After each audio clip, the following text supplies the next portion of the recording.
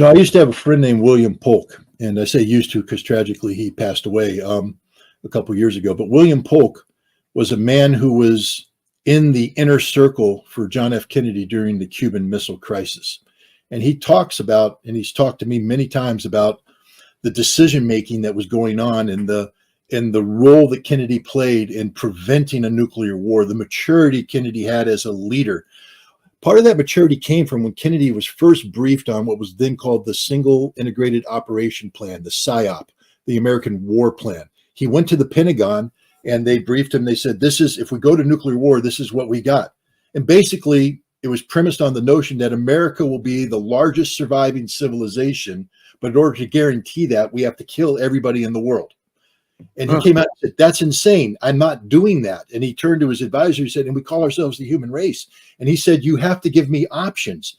Every president since then, or up until George W. Bush, reacted the same way. When they first got that briefing on how America plans to go to war, which is to destroy the entire world so that when the 20 to 30% of America that survives will be the largest remaining civilization cluster in the world, guaranteeing American global dominance in a post-nuclear conflict, insanity.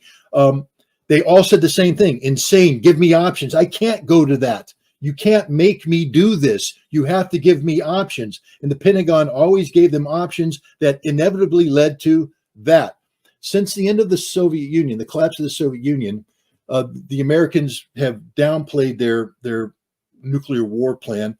We detargeted our missiles. Nothing was on automatic anymore. We were heading in a path of, getting rid of nuclear weapons. And then George W. Bush came into post 9/11 environment and said, we will use our nuclear weapons to ensure that a 9/11 never happens again. And we reinserted nuclear war planning into our military doctrine. And today we have that same mindset, that same nuclear war strategy without the maturity of John F. Kennedy. We have people who look at the plan and say, well, that's just a plan. We're not really going to do that.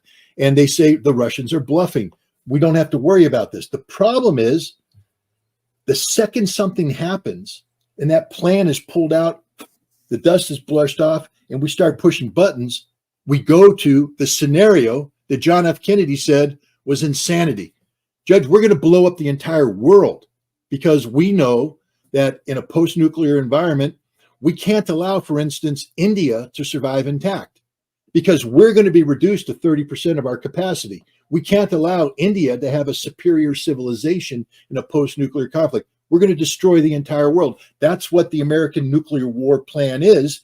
And the American people need to wake up and understand it's on full automatic.